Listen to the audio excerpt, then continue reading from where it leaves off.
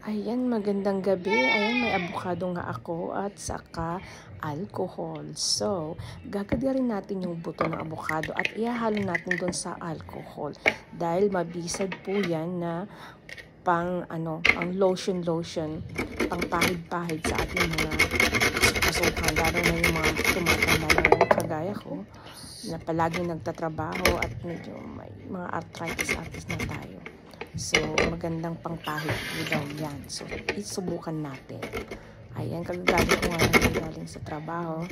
So, naalala ko na gamitin ko muna yan para may panghahit-pahid ako bago ako naligo. After na naligo. Pwede naman dyan ihalo ng alcohol. Pag alcohol kasi, pwede mo na gamitin agad. Kung pwede mo ihalo sa olive oil o kaya yung coconut oil.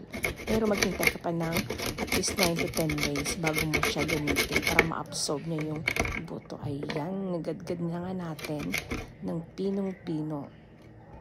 Ayan, buti na lang hindi pa nagadgad yung aking daliri dyan.